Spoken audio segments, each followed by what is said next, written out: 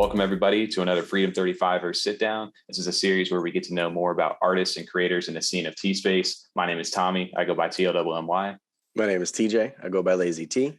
And I am the other Tom. I go by Lavish Bear. And tonight we're joined over by the co-founders of VeggieMates. Welcome on Brian and Paul. How you guys doing? Great. Doing good, man. Yeah, thanks for having us on. Yeah. We appreciate y'all jumping in, man. This is a less spur of the moment kind of last minute one. We snuck you guys into the schedule before mint day, so it's been awesome for you guys to rearrange the schedule a little bit too. So you guys got a new drop coming up over here. VeggieMates now has the Junkies. I see you guys have kind of not rebranded, but the Twitter name has changed a little bit since the last time we saw you. So we kind of want to jump into that tonight, see what you guys have on your phase 2 of what you guys are releasing, and then learn a little bit more about the backstory, how you guys got to where you're at, and how this is kind of going to play out in the future for these two different sides. So the first question we kind of always kick off with you guys and everybody onto the show is to learn a little bit about your backstory into Cardano, and how you guys got into the CNFT world itself, and what made you want to create a project over here. So I'll leave it off to you. I guess we can kind of start. One of you guys wants to take this, either Brian or Paul. What was your journey into this world? Yeah, I can take that first. When I first got into crypto and I was trying to figure out even just how to purchase something, which was just the first hurdle to get through, I came across a video with Charles speaking. It was a TED Talk, 2015 or 16, something like that. And that's what really kind of swept me off my feet with the possibilities of the space. So when it comes to Cardano, I had my eyes on him the whole time. I was following on Twitter and all that stuff. So I invested in Cardano right when it came out, and was really into the staking capabilities, how you can do it without actually having to lock up your funds and stuff. And just his whole mission statement of trying to make it truly decentralized around the globe, and all of his efforts in getting it in places that have, not access, they don't have access to blockchain development. So I've been super into it. But it wasn't my first NFT that I came across, for sure. Ethereum was the first NFTs that I played around with. But I was watching the Cardano NFT space as it came to life. I just didn't jump in early enough to get those big gains. But it's been really fun being in the Cardano community now, and being a company building on the blockchain. Nice. So your entry point too into Cardano's NFT system was more so, like I'd say, more in the fall of last year, because mine was about August and these guys were about September in that frame. So yeah, obviously same time. The first one I bought was a Winklevoss. Remember those? It was I remember hearing the ones. And then I saw the beans and remember the beans, the space buds happening. I was skeptical because of the whole lack of smart contracts and the way you had to send in. Yeah. Then, once you do it once, then you got used to it. Right. I think Clay Nation was the one that Brian, myself, Joel, and a couple of other friends, we had a text group chat that a bunch of crypto nerds. And that was one of the collections that we all geeked out on first and aped in on. Nice. So that's interesting to hear kind of your side. Similar how we started too. Group text, crypto nerds just talking about it. That's how we started too. Yeah. You find your little community of people that actually care with you. Right. Exactly. You find that you can't stop talking about it. Right. The wives and girlfriends are sick of guys, I don't know what you're saying. Just you go find somebody else to talk to you about that. I'm not crazy. And what about you, Brian? How was your entry point? Yeah, well, first I would say, I think Paul bought a laser eye clay for $200 ADA, so he was still pretty what a snipe. What a snipe. Come on now. Damn. You're late. So I've been into blockchain decentralization for a while, got in 2017, went through the whole ICO craze, I didn't really understand the technology, but I understood the power of decentralization a lot because of Charles' talk. And I really wanted to learn more about the technology. And funny enough, I was a part of GameStop and the whole AMC thing. and I was buying off. My portfolio skyrocketed. Yeah. And then they shut it down, and it just plummeted like a rock. And this thing clicked in my head. And I'm like, this is the problem. They get to change the rules when the rule, because for better or for worse, like Luna's a good example right now. Yeah. When somebody figures out the rules to the game and they break the rules, that's what the rules are. We all play by the exact same one. So a centralized entity can't come in and say, hey, hold up. We've been screwing you guys this whole time.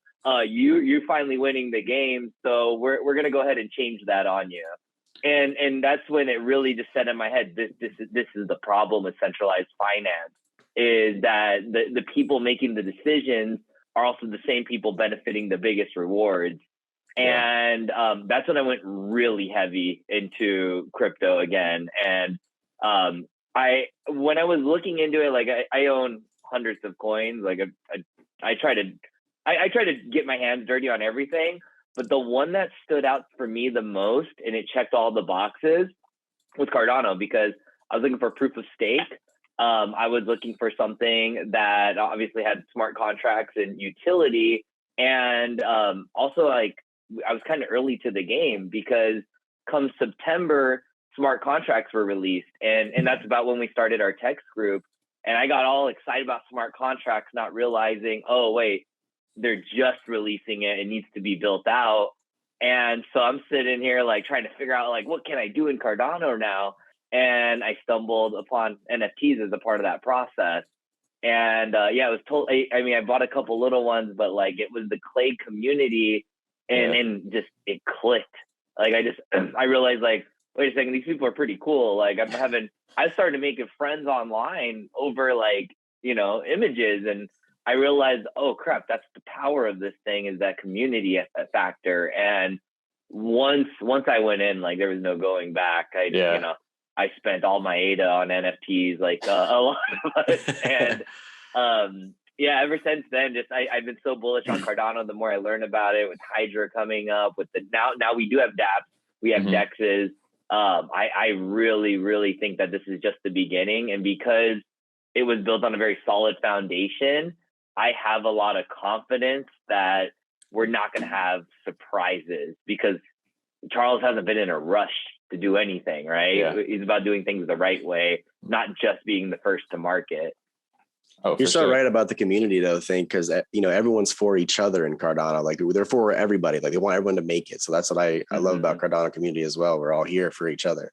It's so interesting when we do these sit downs, because we've done quite a few of them now. And a lot of people, when they reference what their entry point into Cardano was either that TED Talk, that whiteboard, Charles, that everybody kind of references that as their go-to. And it kind of like, as soon as I heard that, I changed my mind and I shifted like fully into this community right here. And I didn't see the TED Talk right off the bat, but for me, it started just to read up on the fundamentals. I got stuck into like DeFi summer last year on like Pancake Swap, and started like TJ got us into like safe moons and all these crazy things that were coming out. And eventually I was like, there's no way it's sustainable. Like these things are eventually are going to dive down. And I was like, what is a long-term play inside this space? And once I started reading into Cardano, I was like, this, and how early they still were, because that was prior to subcontracts, smart contracts coming into play. And I was just like, this is where I want to go. And I kind of did the same thing. I doubled down, shifted most of my any kind of crypto I had directly into Cardano, stumbled upon CNFT.io in August, and the rest was kind of history. Started buying these things, and it was just, like you said, you learned what a community could do, because everybody was like,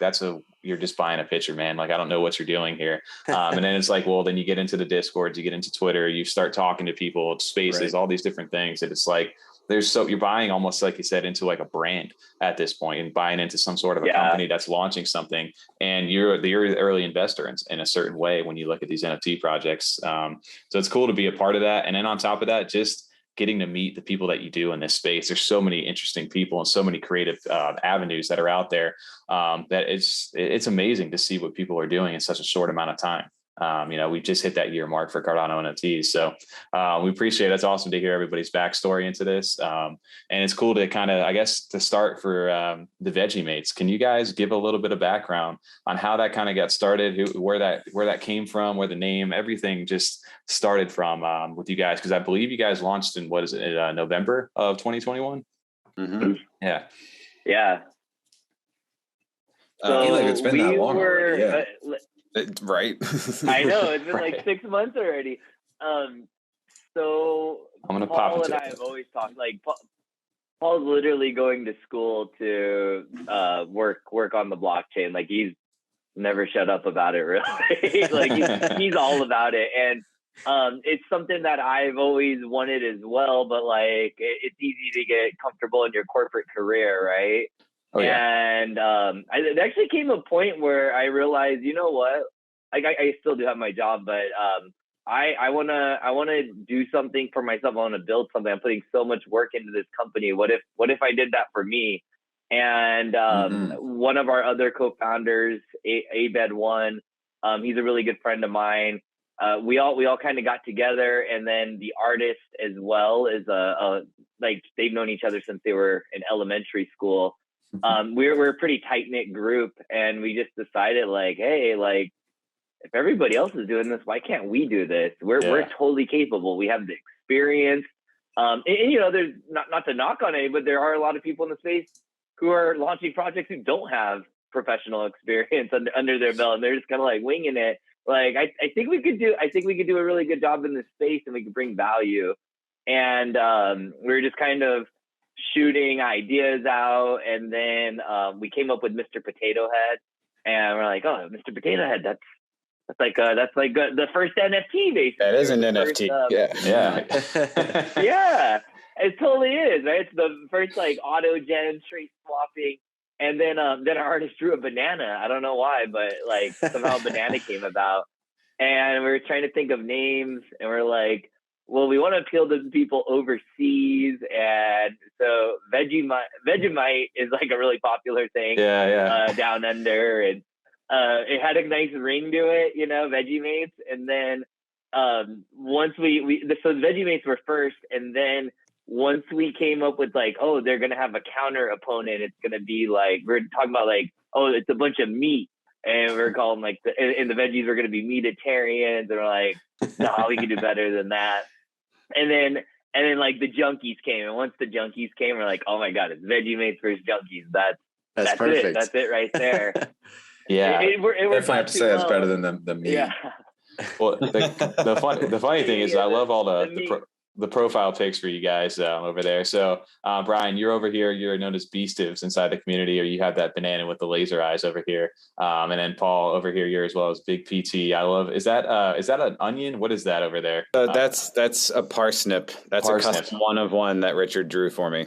Oh, that's so awesome, man. Sick. The eyes right there are my favorite part about those. So I love the creativeness. That was one thing I did notice when the Veggiemates did get launched, was that obviously, like, how do you make vegetables cool? Right. Like, how can you do that? And your art style was like very like a little bit out there. It was quirky. It was fun. Like, you guys didn't take it too serious. And I remember being early in a Discord for you guys too, where you had like a channel, like a meme channel of all these like inappropriate veggie like things inside there. So, and then it turned into like, I saw like only veggies. Yes, it was so good. So you guys were having fun with it, and that was one of the cool things that I appreciated for you guys. But I did always remember seeing like you guys. There was another counterpart over there when we first had talked about you guys, at least on our channel. That you had these junkies, and they're like you said, the junk food, like the perfect thing. And we were like, I can't wait till those things come out. So we're finally here. Well, we were hoping that, like, we were talking about discussing having them on all the way back then, just because of the initial plans. Yes, you know, with the game and stuff like that. We were interested. And Tommy, you had just bought in back then too. That's why I think we were bringing it up to talk about. So it's kind of crazy how long that's kind of come full circle. And like you said, it's nice to see through this space. That's not always possible. It gets rough. It's a lot up and down. So it's nice to see you guys still around and still producing where you guys want to go. Yeah, well, that's like, obviously, like, we've seen this a lot, and we've seen a lot of the projects that did launch in like that time for like Clay's, like the September to like back, you know, that Q4 of 2021, that now have had about 6 months to kind of build up the team, do what their next phase is. They've got the funding for off the initial launch, and now are able to start build out the vision that they have created for themselves. So like, it's cool to see everybody start to hit that next cycle, because this is where stuff starts to get fun, because you guys are actually producing new stuff outside of just the artwork itself. Because I know you guys obviously have stuff in the works outside of just these things being, pictures and profile pics, right? So I kind of wanted to get into that a little bit tonight of like, obviously let's start with the drop itself, the Junkies. When is all that coming out? What's the deal with obviously we can pull up the Twitter here and stuff like that, but just can you guys give us a little bit of background on what we're about to get into next week? Yeah, we have a. So we have. Oh, go ahead, Paul.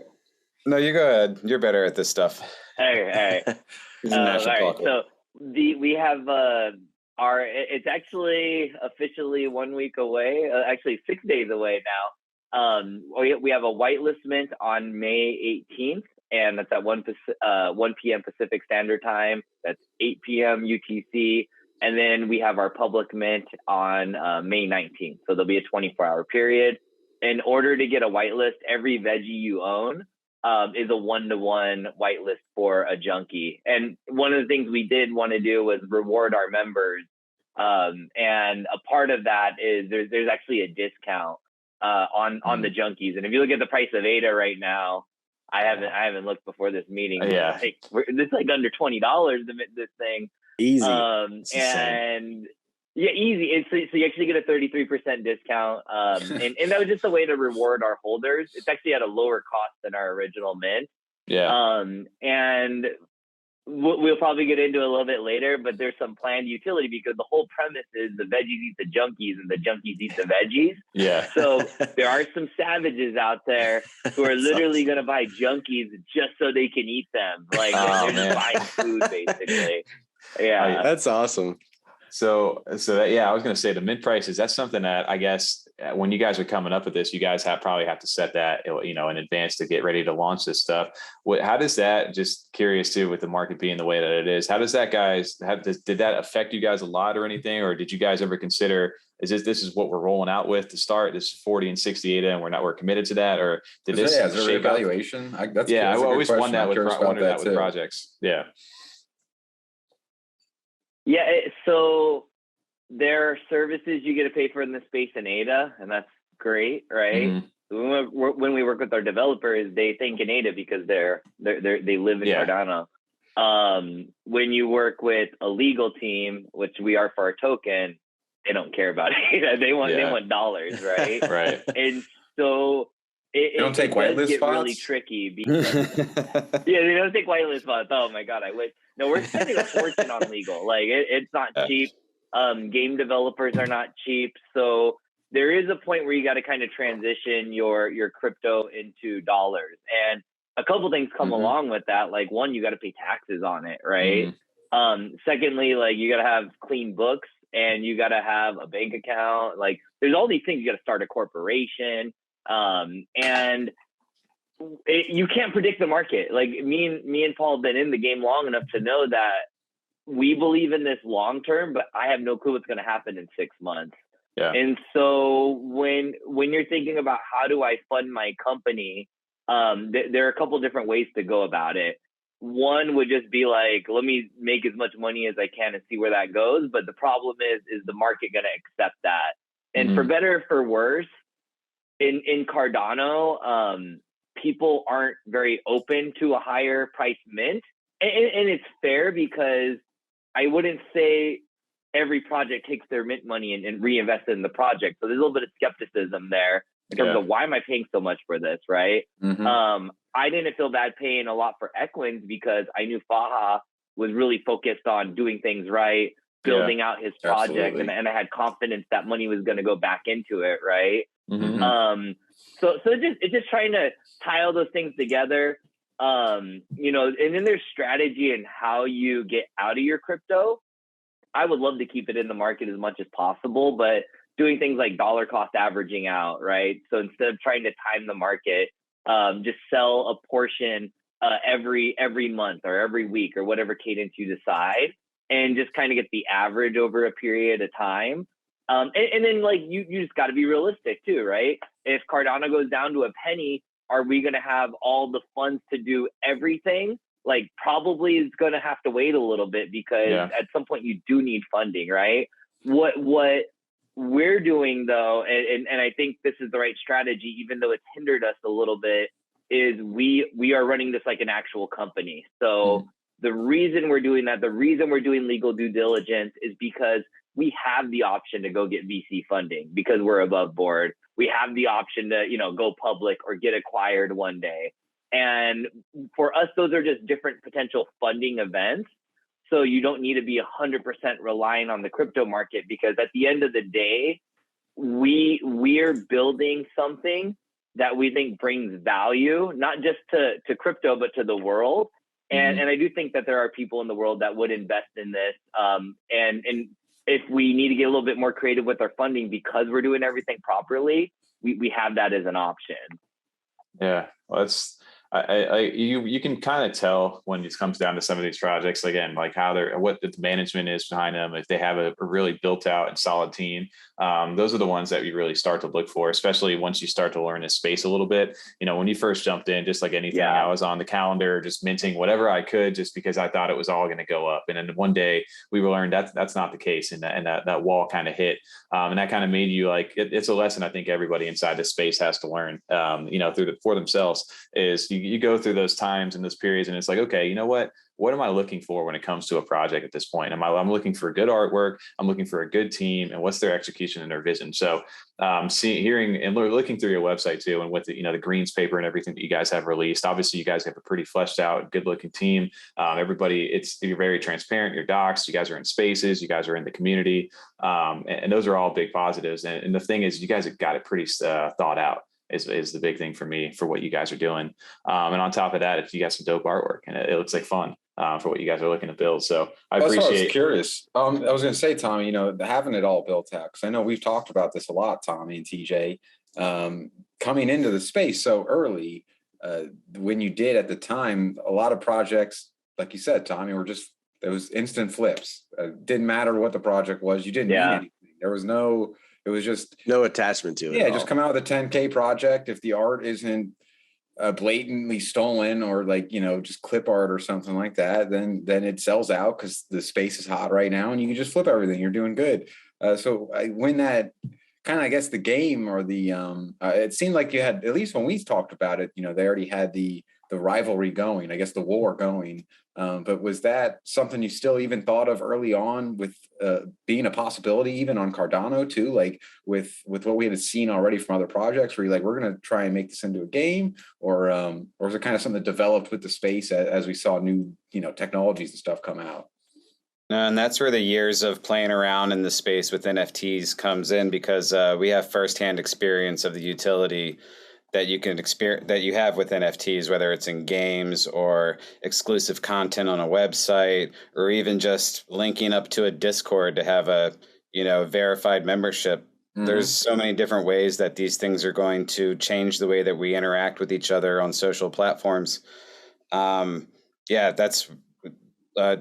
We knew all this stuff going in. Okay. Did we know that we'd be able to pull any of it off? No, definitely not.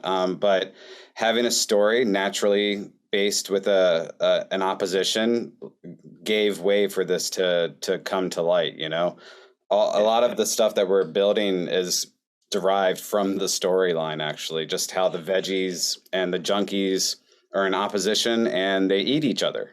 Yeah. It's going to be a tower defense game, right? So yeah, it's a tower defense game. Exactly. Is there going to be any plans for the future for like a Street Fighter or Mortal Kombat style where the Junkies fight the VeggieMates and be like devoured for fatality, right? You're thinking way out there. Huh? Yeah. I know. Way in the future, I'm thinking. Well, and I love it, right? Because there's having a vision, right? There's having a bigger purpose. Like, what is my 5 to 10 year plan? And then what am I doing in the next 6 months? What am I doing in the next year? And we're like very transparent about our roadmap. I come from an engineering background where I sell software. When you communicate timelines to people, you have to have some actual meaning behind those timelines. You can't just say, we're releasing this in Q3 with no planning, right? Right. So anything that we do communicate that we will execute on, we're very clear, and it's actually fully scoped out. But it's okay to have a vision still. It's okay to have this greater mission that you're driving towards. And so absolutely, our whole thing, and our company is virtually made. So Veggiemates and Junkies are an IP under virtually made. But the vision of Virtually Made is we are creating an entertainment company. It includes games, NFTs, animations, music, comics. That's and awesome. Where we take that, like we actually have a fighting game already that we've brewed up. Our artist has been building it for like the last 10 That's years. Sick. Whether or not that's going to come into fruition, we'll have to find out, right? When we have the means, the funding, we have the bandwidth to do it. But like, that's where our head's at. That's what we want to build out. But what's going to be unique about us is you're actually going to get to own your entertainment. So what we mean by that is when you play Mortal Kombat or you play Street Fighter, you get to play with the characters on the screen. And nowadays there's a little bit more skin customization. But what if you could pick one out of your 10,000 Veggiemates to be the character in the game, right? That'd be so cool. Or one out of 10,000 of your Junkies. Oh yeah.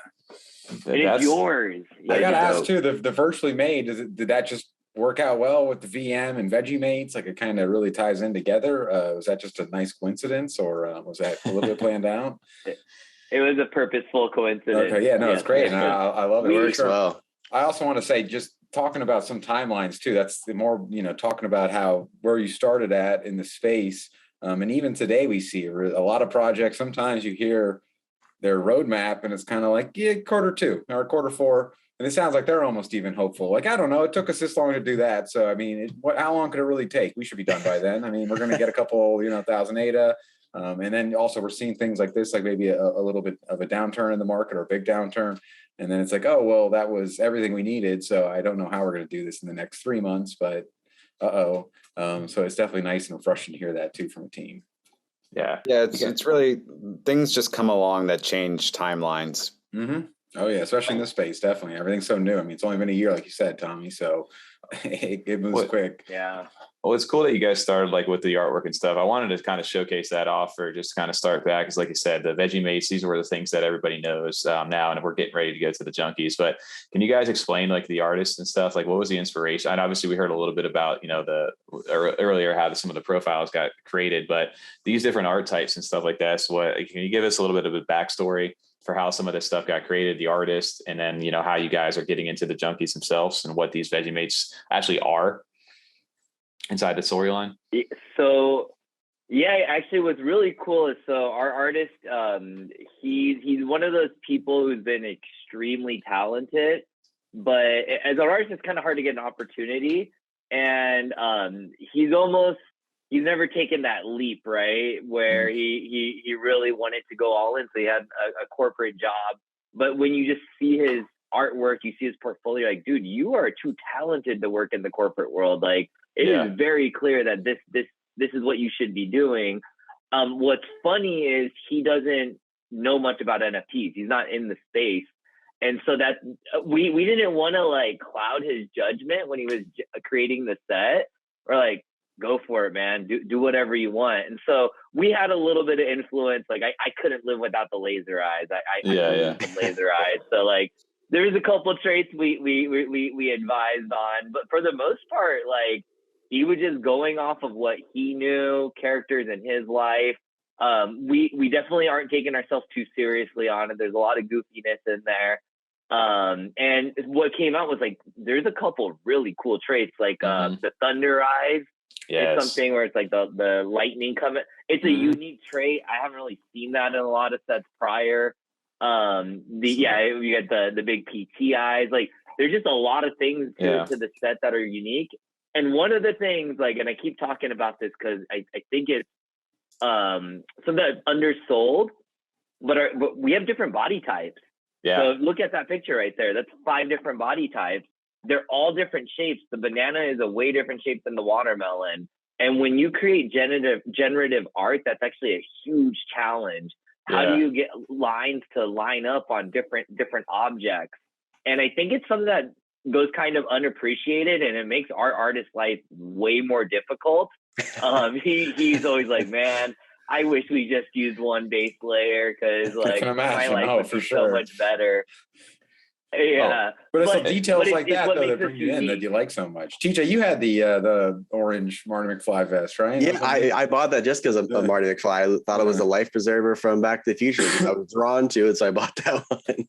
Nice. Well, And one of the cool things too about all this was like, I remember when the mint was happening, I think I got it for like the muscle one right here with like the tape and stuff on it. But it was like a watermelon head, or not, and stuff like that. And it had like the little 3 eyes. But it was crazy. I remember when the mint was happening, I was like, I don't know what's rare. Maybe, you know, obviously you can maybe go with like the laser eyes and things like that. But I was like, I don't know if I got a rare one or not, because every single one of these looks crazy and cool looking. I was just happy to get something. So I remember watching the mint. I would go in a couple times just to see what you got. So that was one thing I did like about you guys, is that you kept us guessing, especially with the artwork, and all of his stuff looked dope and all of it looked quirky, and you never, like, some stuff just looked crazier than others and like silly, and some of the stuff just looked badass.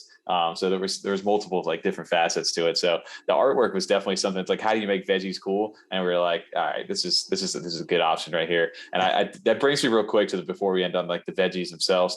There's some fruit and stuff in there, right? Like, so what? How did that? We talked about this on podcast one time. Like, is there fruit in there? Yeah. How did that happen? So our poster child is a banana, and we get asked the question, is a banana a vegetable? And my response is like, well, is a watermelon a vegetable? So the answer is like, it was just funny, right? Yeah, it just works. And have fruits in there. Yeah. We're just like, we don't need to explain this. You should be like, what you wanted to call it, healthy mates? No, like, Veggiemates is way better, not healthy. Exactly. Mates. How you guys kind of handle like having fun. It's just like, all right, keep your pants on, gardener. Like, yeah. Sorry, it's not all Brussels sprouts and asparagus. You threw a couple good ones in there. I was always curious about that. Yeah, it was fun, man. And so now you guys are now moving from the veggies over to the actual junkies, right? And this is where we say where it got fun, because you could now take like the opposite, like the adversaries to them. And what's the opposite of veggies? You got junk food and stuff like that. So some of these traits look absolutely insane too.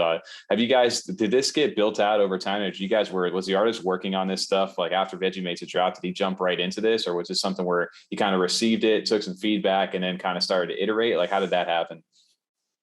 He drafted a lot of ideas from the beginning and then continuously, but then once we committed to a mint date, it turned into like overtime grind. Yeah. So are these, which I had to ask you guys, which one of your side do you have a side that you're more favorite to, the junkies or the Veggiemates? It's kind of like when you're in a band and you just wrote a new song and that's your favorite song now. There you go. We were doing we were looking at the generations last night, and wow, yeah, junkies are very different and super cool. The French fry one you guys posted on your Twitter with the red like suit and the samurai sword. Oh my god, it looks like the Deathstroke vibe to me. It looks so sick. Oh my god, some of these new ones look absolutely dope. I have to see if my internet's. There's so many dope. There it is. There's the on the right side is media there. That French fry one, Tommy. Oh, the French fry. Yeah, I got you. I'm trying that one. I'm trying so hard. That looks so cool. Pick sides, I can imagine. Yeah, I'm trying hard not to give it all away, man. You know. Yeah. Well, so now you have, just to back up on the storyline for these two, because obviously you have two different styles of the artwork in here. What is the actual storyline? Because we were talking about the game and things like that. You guys do have the comic set, and I know you had some exclusives that were like I don't know if they're airdropped or not, like the black and white versions. Did you guys start with a comic to kind of get this going before the game, or was this something that's kind of being built alongside? Yeah, it's all kind of in conjunction with each other. Okay. So the artwork and storytelling is kind of being brought in both mediums over here as well. And we just have meetings of ideation, coming up with story arcs, and then we're just all over the place, constantly trying to build this universe out. Yeah, and this is an example of one of the stories. This is one of our main characters, Spuds. Okay. That's the potato heads, I like that. So what's the actual premise of the storyline for the Veggiemates and the Junkies? Like, where I know they're in the new 3021, like a post-apocalyptic world. Like, what is like the premise now? Where are we kind of sitting with these two different groups? Yeah, so year's 3021, post-apocalyptic world. All that's left on the planet are vegetables and junk food. The twist is the Veggiemates got to eat the junkies in order to live, and the junkies got to eat the Veggiemates. Yeah. But there was a recent discovery of greens, which is a mysterious, unknown substance that provides them power. And what's cool about greens is, so the Veggiemates, they take the greens in very natural ways. So I gotta say you'll see it here on the next scene, but like they drink it through tea, they smoke it. It's more like natural. Yeah. Well, what the junkies do is they take it, they distill it down in a lab, they inject it, they take it in pill form. So the junkies are getting like this supercharged version of the greens. Yeah. And so there's a battle where they eat each other, but there's also this fight for power, which is greens. And what's dope is greens are like the actual token of our ecosystem. So like Paul said, we're world building, we're weaving things into the story, but it comes back to like owning your entertainment. And so not only do you get to see greens be the tesseract of our story, but you actually get to own greens as a part of that. That's super interesting to know. And I love that the theme that plays. Like I said, it fits so well. I didn't really put two and two together, but I did see like the syringe and stuff like that. So it fits so well, like the junk food and then junkies. Like it's a good play on that, man. You guys got some cool stuff. And that's one thing I wanted to kind of ask about, because I haven't done too much research into that. It's like a lot of things inside the space of whether NFTs or not are definitely going the token route right now. And I know that funds, it's a way to fund an ecosystem and build it out over time. Can you guys explain a little bit about greens, how you're going to be able to kind of achieve them? I know you guys have like a 10-year plan for this stuff, and what was it, 210 million supply is where you guys are kind of starting out with, or sorry, not starting out with the maximum supply.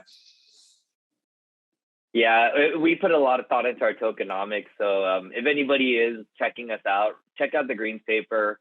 A big part of it is Paul and I have been in so many tokens in our life, and we've been in a lot of bad tokens. And read a lot of white papers. To learn from read a lot of white papers, seen the best and seen the worst. So tokenomics were very important to us, but then the other part of the equation is actual, what's the utility? What's the purpose of this, right? Yeah. Beyond like just monetary value. And so that's where building out this ecosystem really comes into play. The P2E game is one use case. The comics, the animations, like we're going to fold all that in to be a utility for the greens. The one thing that we're really excited about that we recently announced is our franchise pass.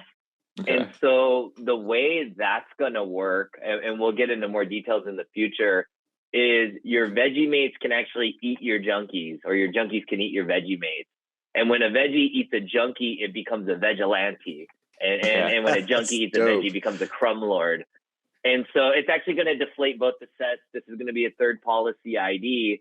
And you can eat up to 3 Crumb Lords, or you have to eat up to 3 veggies or 3 junkies.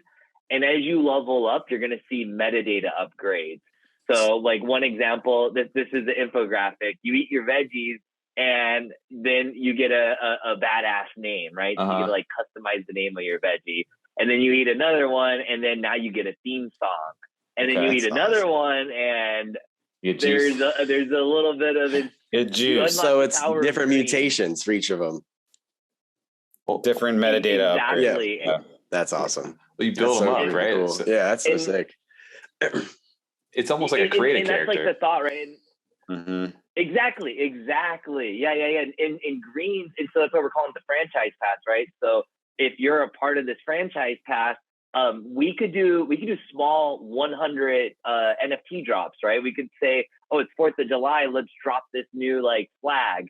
And if you want to pimp your thing out with the flag, you could do that. Or you beat the game and you get like a little symbol on your background, and it's like, oh damn, this person beat the game.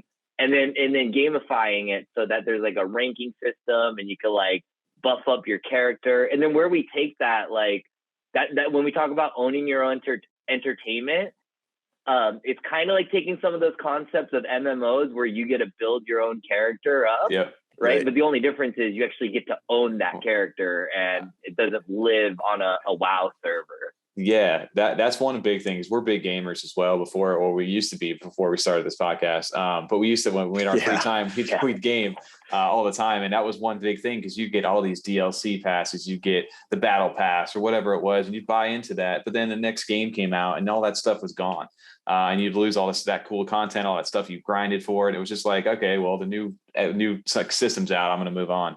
With being able to actually, that's where NFTs, and I don't, people are always, oh, it's a fad, it's a bubble, it's going away. It's like, you don't even understand where this is really starting to take off. And games have such a great medium to get into this that it makes the perfect, like, next evolution of gaming is being able to actually own your account. Well, it makes those microtransactions worth it now, right? Because then you get to take that, build a character to do somewhere else with it. So that's what NFTs are nice without that.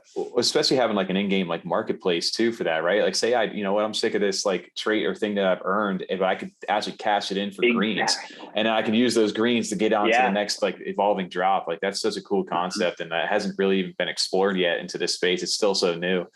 So it gives you guys that opportunity. So I think the game route is such a perfect way to go. But this Crumb Lord thing is that's such a cool concept, man. You get to name your guy, you change the metadata, get a song, juice up, and then you get these crazy looking characters over here. So the way to become a Crumb Lord is essentially you're either consuming one to the other to kind of start off. Is that how that's going to work? That's right. That's awesome. So the Junkies become Crumb Lords from eating veggies, and the Veggies become Veggielanties. That's so cool. Yeah, such a good name. There's like a whole war going on. Yeah. We like the names a lot. I mean, because I wanted to be a junkie, but now I want to be a Veggielantie, so now I don't know what to choose. Right? Yeah. And as I said, people are literally going to mint junkies to eat them. When you said that, I was curious if there's going to be some sort of burn. So that's fantastic to hear. I just love what it could do too the market, as both someone that, if you want to be a collector and be involved, to the value you have in yours. And also if you're just someone that, has kind of got in originally as like a financial investment, but to, like you said, that getting some of those out of circulation, getting those ones eaten, and then helping kind of raise the value if you're a holder, but also really just connecting. If you're really part of this community, if you've gone through and burned 3 times and leveled him up and chosen his name, like you're kind of like there to stay. I just kind of like that idea, like how much that can get you cemented. Like I'm fully in on this, and if someone wants to make me an offer on this, it better be huge, because this is my guy. Like, no one's taking this from me. It's my character that I made, along this process, and I've maybe even held since November now. So, and that's the coolest thing too, is like you get the personal attachment to that stuff. Exactly. And that's one thing about NFTs. Like, most people in this space, it's so easy just to mint something and go dump it off and, make it, level it up. And to an extent, that's what a lot of people are here to do and make money. But this is like the other iteration of that. It's like, okay, now that I'm starting to make that money and I can do that, I can reinvest it back into something that I actually enjoy. Hey, they got a game and a great community over here, and I can make this badass character. Well, that's where I want to now spend that ADA or whatever it is that I'm going to be going and pushing into the future. So I really appreciate it about you guys. And then, so just to kind of reiterate for anybody, your initial supply of the VeggieMates, there was 10,000 of them originally. Mm-hmm. And so you guys are on a 1-to-1 with the whitelist for the Junkies. So there will be 10,000 Junkies that'll be essentially minted at the end of this as well. Yeah, but it does. Yeah. And it's not limited to just whitelist. Mm-hmm. Okay. And then from there, though, so those 10, will there always be 10,000 of one or the other? And then as they get consumed, it'll kind of be like more deflationary. Like, how does that actually work? Or will there be more stuff added back in? No, you're right. The maximum, or so it is possible if there's 2,500 Veggielanties and 2,500 Crumb Lords. If they all eat 3 veggies or 3 junkies each, it is possible that the first 2 sets disappear. And they don't replenish. And so I don't think that's going to happen realistically. The market gets to decide, but we're building our technology to allow up to that scenario. Okay. But yeah, that's a possibility. But at that point, people are going to start hoarding their veggies and protecting them, putting them in bunkers and stuff. Well, that makes it very exclusive, like you said, to be part of that group as time goes on, right? Some of this stuff eventually is all going to get consumed. How does the greens implement back into that? Like, say somebody does miss both of these mints right now and they do want to get in, and prices have gotten to a point where it's hard to. Is there a barrier to entry? Like, is there going to be able to take greens to be able to buy in back into the project somehow? Is it eventually going to be, I need greens to even get a Crumb Lord or buy one of these things in game? Like, if you guys thought about that long term? We do want to weave greens into the ecosystem as much as possible. So like this whole level up system, the intention is to have greens be the medium in what you interact with it, right? Yeah. So you do get staking rewards for holding a veggie or a junkie. And when you level up, it actually will consume their staking power. Mm-hmm. So if I eat a veggie, I actually consume its staking rewards. And then if you don't want to get into NFTs, and this is a part of why tokens are great, you can just own the token too. There's a lot of people, including myself, who own Axie Infinity, but I've never played the game in my life. Same. You know, the game looks fun to me. I just don't have time to game right now. So I just buy the token that helps support the ecosystem, brings more value to it, and plenty of people out there having fun interacting with it. So I think it gives the token people a way to have some action in the NFT game without actually getting into NFTs. For the staking, do the NFT holders, is it equal across the board for the rewards, or is it weighed differently for the ranking of the NFTs? Or there's no actual ranking, if I'm correct now. I'm getting confused. Is it equal across the board? No. We added the rankings back. Yeah. Okay. Because I thought they were gone. Okay. That's why I was like, wait a minute. Okay.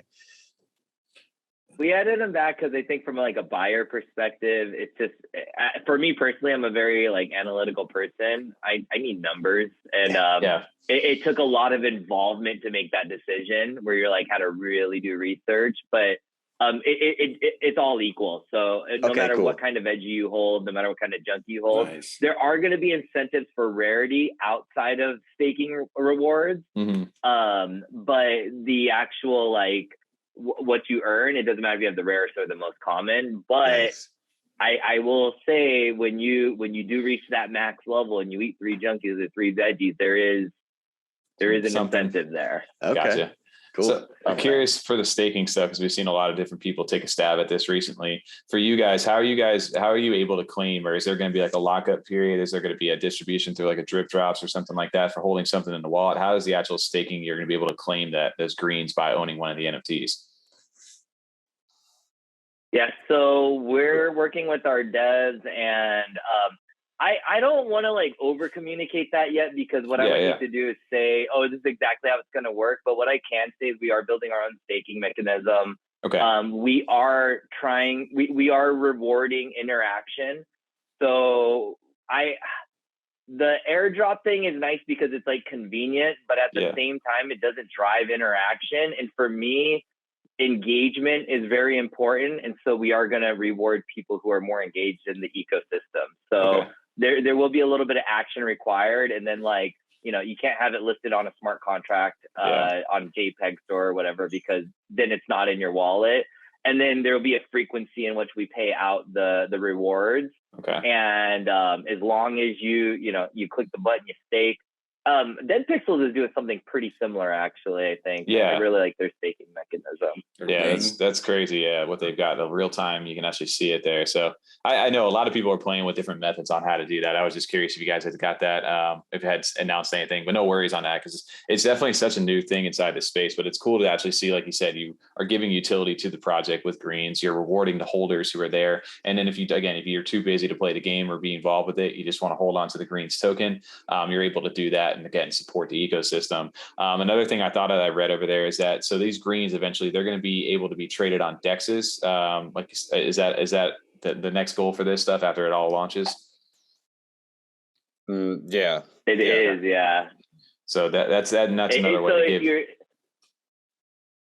Go ahead.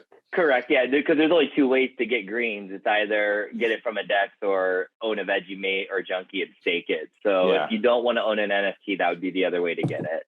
That's dope. I like that too. It gives like instant utility. It gives a reason to like, why do I want to hold this green just sitting in my wallet right here? Well, it's actually, you can be converted into something tangible if you guys want it to be, or you can use it in the game. So that's dope to be able to see that.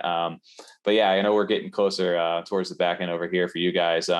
Is there anything for you guys, for anybody who's looking to get into this project? Obviously next week, that whitelist. So the only way to get into the whitelist right now is either through holding one of the junkies, the Veggiemates currently on that 1-to-1 basis, or are you guys doing like giveaways or something like that in order to whitelist in?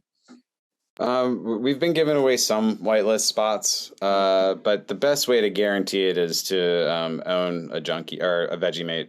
Okay. With the whitelist spot, yeah. Okay. Sure.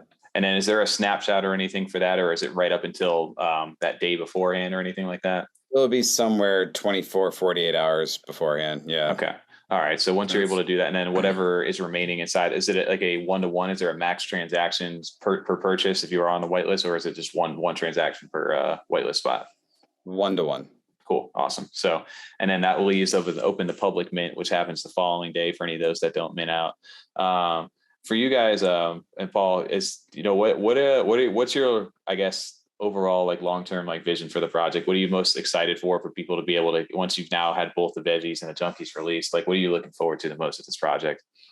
Still continuing to build out the story and just build out the lore behind it, and just have more substance, because this is going to be the first series that Virtually Made puts out.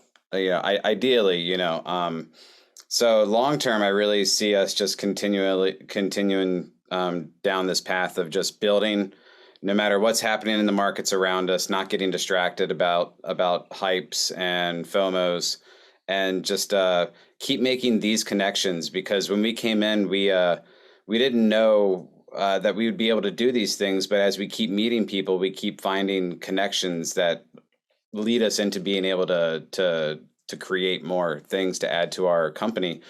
And so I'm just really excited about that. I'm really excited about meeting more people in the NFT space in person, maybe at some of these events. I don't know if anybody's going to that Vegas. CNFT Con. Yeah, we'll be up there as well. Events like that, and really the next 3-5 years of lots of events like that with us hanging out in person. I mean, that's what I'm really looking forward to. It comes full circle, like with the community part, right? Like you're in a Discord every day and you talk to these people, you're on Twitter, you're in these spaces, but to actually then get a chance to meet up in like real life and actually to form friendships that may last a lifetime. And again, you meet people that take you in avenues you probably never imagined you would get going into. And that's one of my favorite things about doing this, being in this space, is that it's changing every day, it's evolving, and there's some awesome people that are here to kind of let you in. So that's awesome to see that. And then it's crazy for me too, because you coming from your background, Paul. I know we didn't really talk about it earlier there, but you being in Good Charlotte, kind of being in the band, you guys have had your success throughout life, but now to see you inside like the NFT space and you guys getting directly involved, that's really cool to kind of hear like where you guys have started, where you guys are at right now currently, because obviously I know you guys both all believe in this space a lot. Yeah, absolutely, and it's been fun watching the band get on board too. So that laser clay that I bought, I put it as a profile picture and replied to one of Clay Nation's tweets, and then they replied to me, and then Joel replied, and then it turned into Good Charlotte Clay Nation Season 2. That's so cool. That's crazy, and that's the kind of stuff that I'm really looking forward to continuing on as we just keep meeting and Yeah. Well, I mean, for our kind of age group here, it's always like tough, especially like trying to maybe explain to my parents or, my mom or something like, oh, it's just a bunch of great strangers online. They, tell me to send them their money. They said they got my back. It's a really cool. And they sent me a picture. Yeah. We're going to be meeting up in Vegas. Don't worry. I'm meeting all these strangers that I've been talking to forever online now. And they're just like, did I teach you anything at all? Like, what are you doing? Yeah. It's hard to explain to other people. I did want to add one thing in terms of like where we see the company. This concept of owning your entertainment, we the way we envision it, and the reason that we feel like the entertainment space needs this is, if you think about your favorite superhero, there's usually like one or maybe 5 different versions of it, like Spider-Man, where they they have Spider-Man into the universe or whatever. But there's like a pretty limited set of what you get to see. What we envision is when we do come out like with our games and our comics, how cool would it be to insert your custom made character into that story? So instead of the hero being the generic Spider-Man in the eyes of the author, I get to put my Spider-Man in there. The story is still going to be universal, but it gets to be my version of that character. And that's where I see this concept of owning your entertainment changing the actual landscape of entertainment, because like it's the exact same movie I'm watching, but it's my Spider-Man. Right. And how much cooler is that?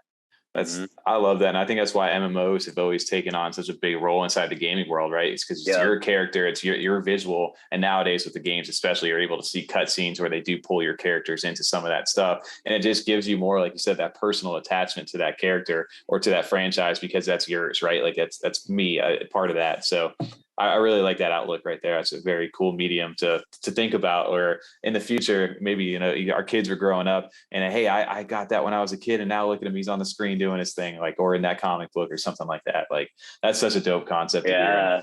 And who knows where it's going to go, right? We're so new into this space and we're so early, like everybody always says, but it's dope to see like people like you guys that are pushing this space forward and have like that at the core of their values for everything. So we appreciate you guys jumping on. It's been awesome to get a chance to know you guys and learn a little bit more about the Junkies. I'm excited, man. I can't wait to go ahead and mint one. And then probably consume a few veggies after this. Yeah, we got some decisions to make for sure. Yeah. I don't know now. I want to be a vigilante now. I don't know. Maybe I'll get one of both. Tommy, yeah, we get both. No, Tommy seems like a crumb. Yeah. You guys are hating, dude. Well, Paul, I'm Team Junkie for sure. Team Junkie for sure. I'm with you. Phase of my life, I'm definitely Team Junkie right now. Yeah. Well, again, guys, for everybody who wants to go ahead and get into Veggiemates or learn a little bit more about it, what's the best place to find you guys? Through Twitter, Discord? Yeah, both those. Yeah, I mean, we're Twitter, Veggiemates NFT, website Veggiemates NFT. I mean, we're our search engine optimization is pretty solid. You just type Veggiemates in Google and you'll find everything there. Yeah. And then, and I know we didn't really touch on a lot of the stuff inside the Discord, but I know you guys have some awesome channels in there. And I know you guys what was it? You guys have like a good, like positive mindset portion inside of there as well, which is, you guys have a very good, well-established community. So I know I'm bad about now being in Discords because I'm in so many of them. I hit my 200 server limit. So it's sometimes tough to stay in there, but every now and then we'll pop in and say hi. So yeah, I definitely make sure I'll hang out a little bit more because it's been awesome. There's a full-on war going on right now. You whether you're Team Veggie or Team Junkie, just one. I literally just voted on the poll or the vote there. I was just looking at it. I'm about to go in there right now. I picked Junkie. I clicked Junkie. Let's go. I did. I clicked it. That's awesome. We're outnumbered, but we're catching up to them. It's only about like 10 or 11. I was just looking at it. Oh, it's fun. It's closing. The gap is closing. Yeah, it's closing in. I'm about to add one more vote to it right after this. Get the Junkie.